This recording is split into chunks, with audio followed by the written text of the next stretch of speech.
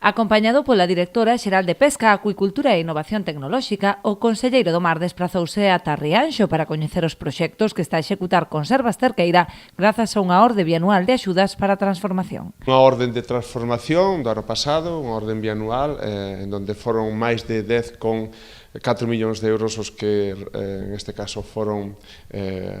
dados ás distintas empresas, cerca de 40 empresas que se presentaron a esta orden de axudas. A mesma orden de axudas de transformación deste ano tamén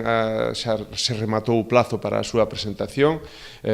son 10 millóns os que tamén, en este caso, para este ano temos planteado darlle ao sector e, por tanto, a esperas tamén de que se fagan as valoracións dos distintos proxectos. No caso de hoxe, unha axuda importante de transformación para a Cerqueira, unha industria para que sigamos tendo esas empresas tan fortes, como dixen foi un momentiño, esas empresas tan fortes que nos planteen no mercado ese produto de tantísima calidad que ten Galicia. A empresa que hai ano e medio trasladaba a súa planta de Ribeira ao polígono de Rianxo vende construir un novo almacén. Está inmersa na posta en marcha de 2 novas liñas de conxelado para traballar produto fora de tempada. A fábrica de Ribeira estaba pensada para o fresco. Entonces, o primeiro foi montar toda a instalación para produto fresco, para o mesillón de aquí, o berberecho e todo isto, e agora seguimos co plan que tiñamos establecido, montamos un almacén automatizado, que poderedes ver que ainda estamos en fase de instalación, e vamos a montar 2 liñas novas para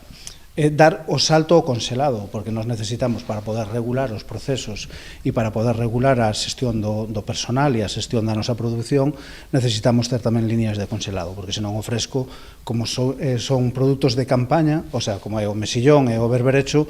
entonces ahora mismo teríamos que ter a fábrica parada, ¿no? Entonces hoxe estamos traballando o chipirón, que é un produto conselado, e as novas líneas, que foi para o que nos deron a axuda, son para traballar outras líneas de cefalópodo. Estes proxectos supuxeron un investimento próximo aos 4 millóns de euros, dos que a Consellería do Mar achegou algo máis de 2 millóns.